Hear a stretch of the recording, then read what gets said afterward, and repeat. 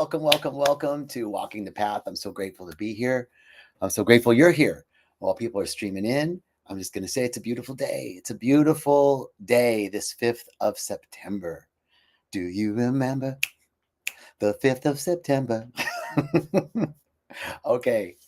I'm not Earth, Wind, and Fire, that's for sure. Hey, Patricia, great to see you. Welcome. Hey, what's up? Great to have you. Welcome, everybody, as you're streaming in. I want to just thank you for joining Walking the Path. Today's topic is embracing uncertainty. And there's a lot of uncertainty. I'm happy to be live too, Patricia, and welcome, Jake. Good to see you. Embracing uncertainty is the topic for today. And I mean, gee, is there a little uncertainty in the world? Is there any uncertainty in your life right now? How do we deal with that? How do we embrace it and not spiritually bypass and continue to be, hola, Jorgecito, bienvenidos. How do we embrace uncertainty and continue to walk the path without spiritually bypassing? So that's the topic. Before we get into the topic, the intention of this live stream is it's under the auspices of Rythmia Life Advancement Center, which is closed this week and next week for regular maintenance. Once a year, we close for a couple weeks and spruce stuff up. And hey, Merrick, good to see you. Oh, Matthew, what's up? Good day, brother. And so we have a little break right now from what's going on at Rythmia, but Rythmia is a tremendous place where people change their lives every week. So if you're interested in Rythmia, if you're interested in finding more out about how to transform your life in 1 week, how to release the past, embrace yourself, and step into your future, knowing what you want, what you need, and what you desire, and what you deserve, ending perfectionism, people pleasing, no boundaries, control issues. You want to end all that?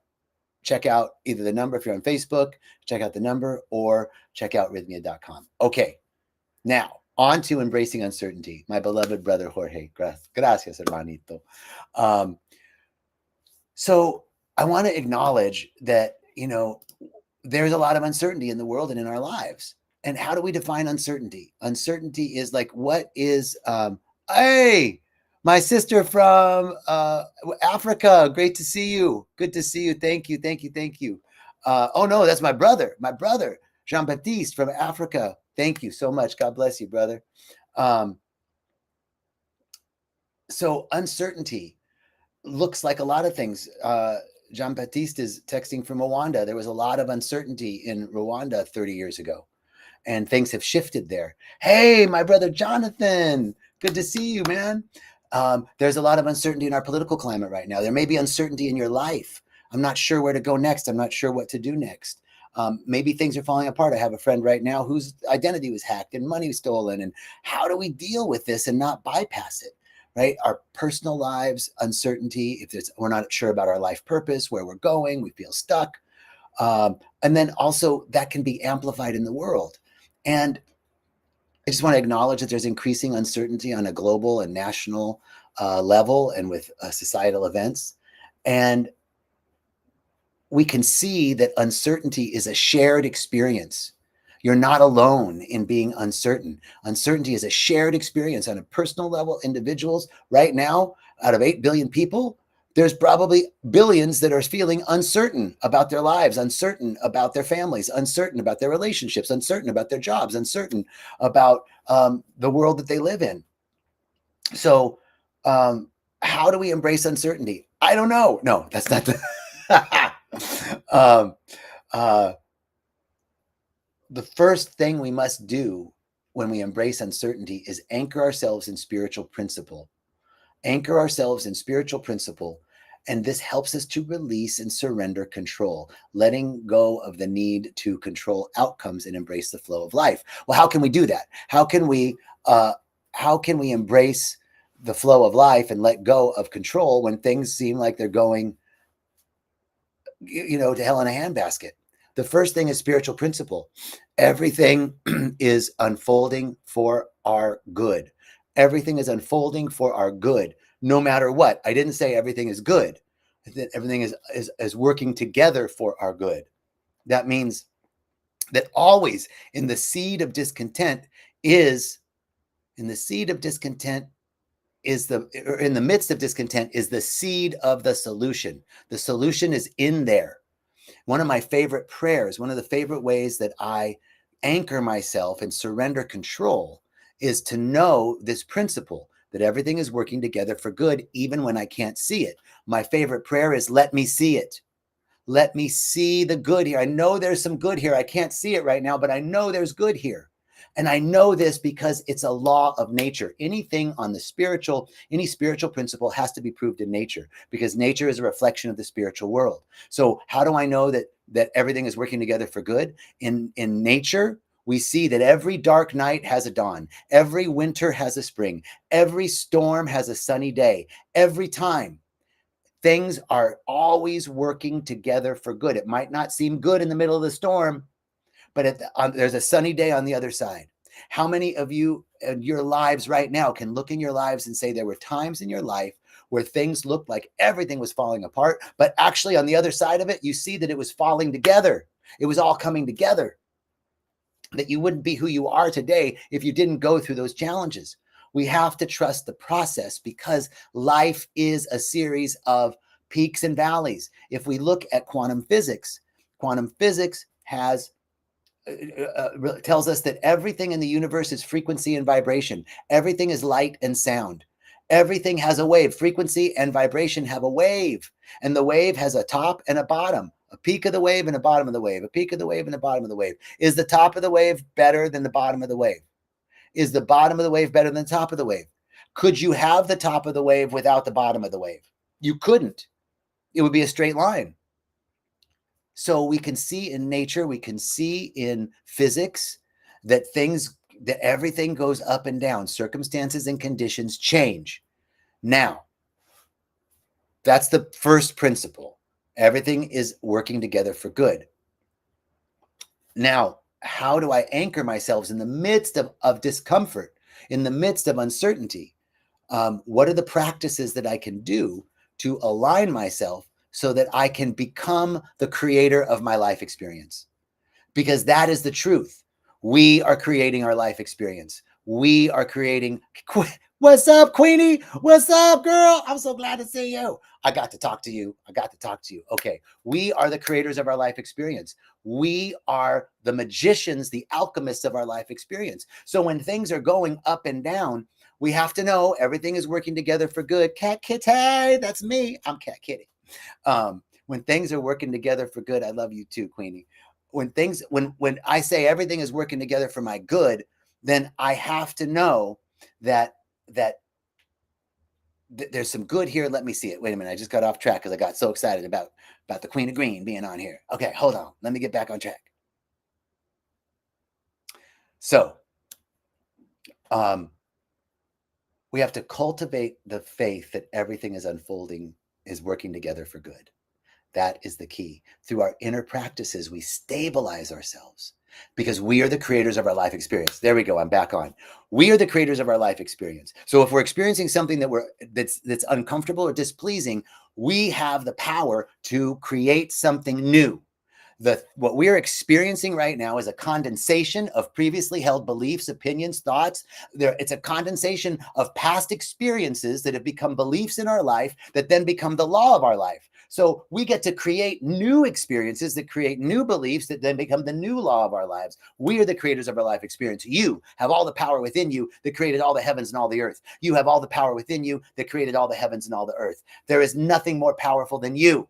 You are one with God, one with the source of all of life, one with all the power that created dimensions and the universe and the cosmos. It's inside of you and it's inside of me. I've said it before and I'll say it again, that right now inside of you is more electricity, more voltage, more wattage than a lightning bolt. Every cell in our body, for the mitochondria of our cells to work, they must have 0.01 volts of electricity. 0.01 volts in every cell of our body. You have trillions and trillions and trillions of cells in your body. If you multiply 0.01 times trillions and trillions and trillions, you've got more power, more energy, more fire, more electricity in your body right now than a lightning bolt. coming down out of the sky. And the only reason why you're not burning the seat you're sitting in right now is because it's happening on this micro level. You are the creator of your life experience. I am the creator of my life experience. So as we can anchor into spiritual principle, everything's working together for good.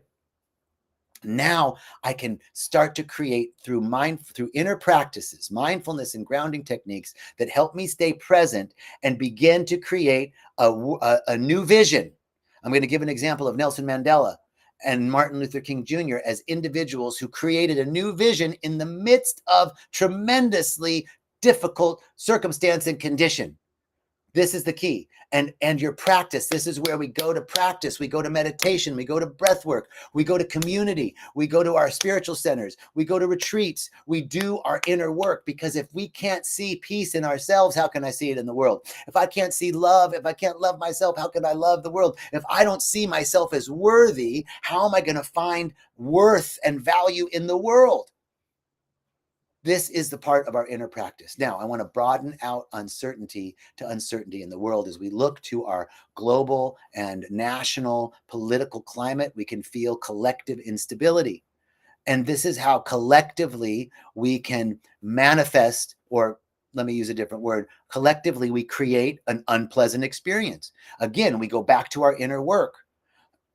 And as we saw on a personal level, that difficult times on a personal level are very frequently the accelerant for spiritual growth and development individually. Uncertainty on a global or national level is a catalyst for global and national, or national and global awakening. It's a catalyst for global and national transformation. It's an opportunity for communities to come together and to create a new world, a new vision. We got to have a new vision. We got to have a new vision. In the midst of circumstances and conditions will change, but the Spirit of God does not change. And that is the thing that is always working together for good, even if I can't see it. So there's a role of navigating between the feeling of, the role between navigating this feeling of fear of the unknown and what's looking to emerge, what's seeking to emerge. How do we do that? Fear is not necessarily a bad thing. Fear is telling us something.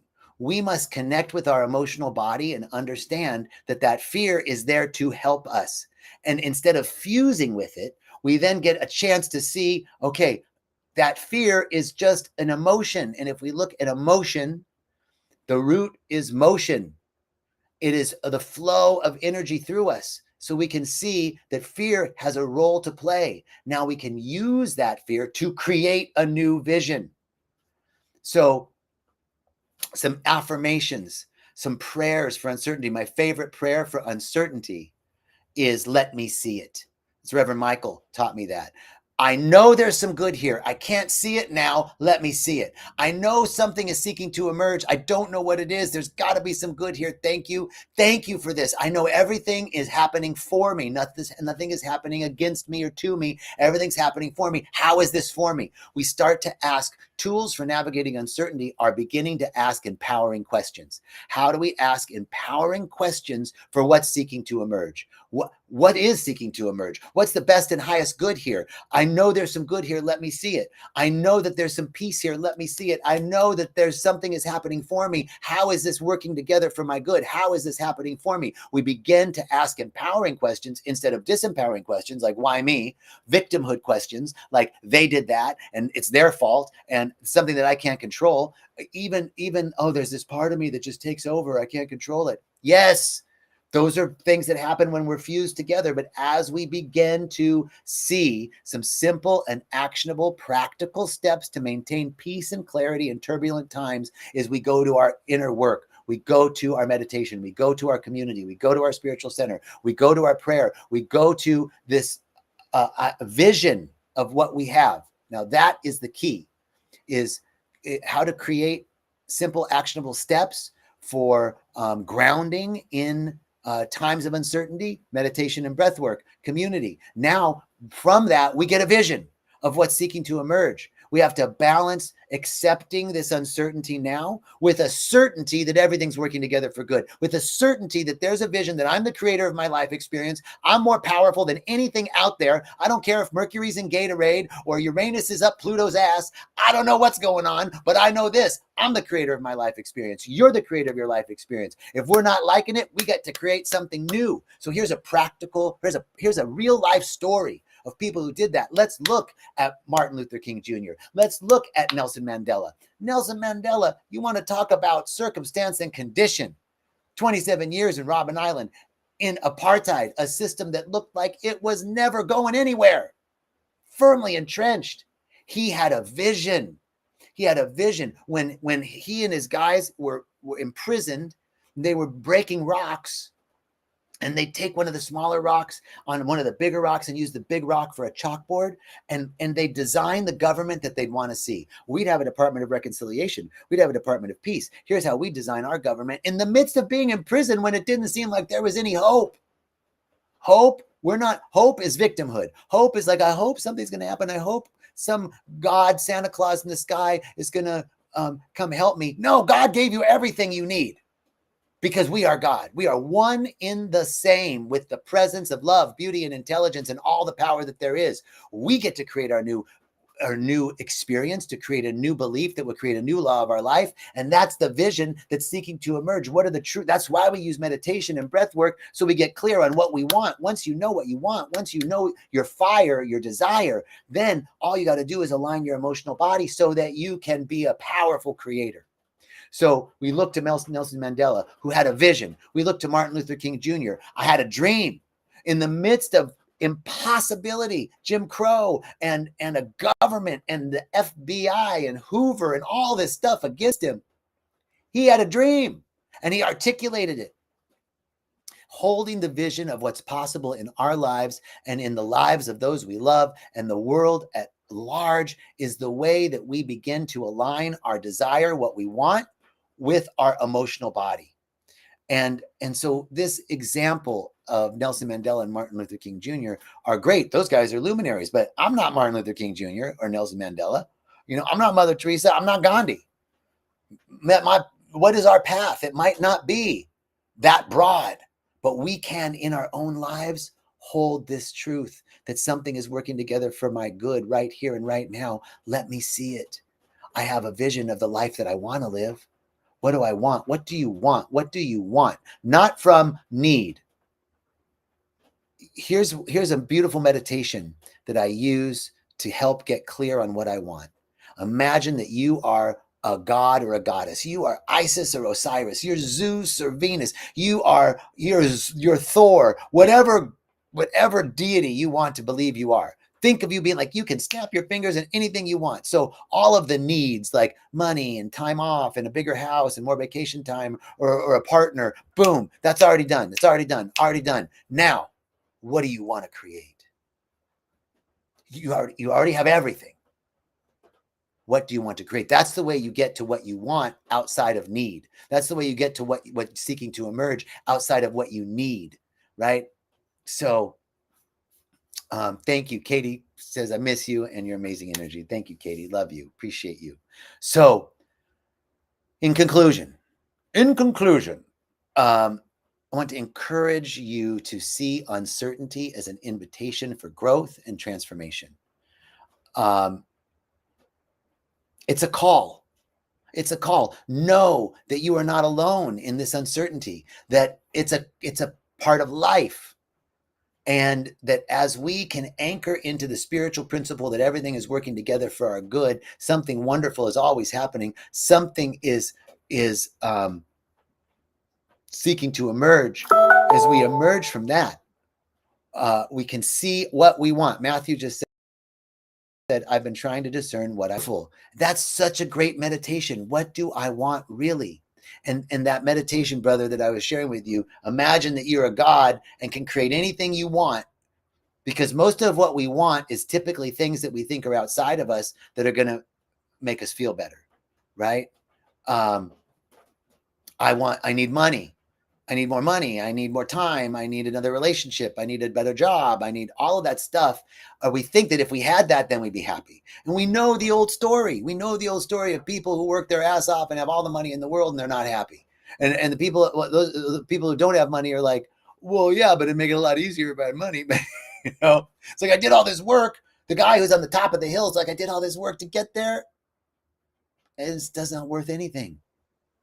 So what do you really want? Get clear on what you want. It's not something outside of you that's going to make you feel better. It's something inside of you that's seeking to emerge. It's a dream. It's a desire of something you always wanted to express, who you always wanted to be. And we need you to be that thing on the world. That's the way we resolve uncertainty, is each of us stepping in to be the expression of who we are. There's no one to compare yourself to except for the highest version of you. There's no one to compare yourself to except for the highest version of you. Matthew, I love being in your presence too, brother. I love you. Thank you all so much. So I want to leave you with a call to trust the unknown and remain aligned with your inner truth and your purpose by checking in with what you want, what you need, what you desire, what you deserve, holding the vision of the highest version of yourself, holding the vision of the highest version of what's seeking to emerge in society, nationally and globally, and then do our inner work one breath at a time, one meditation at a time, and we change the world. All right, peace and rich.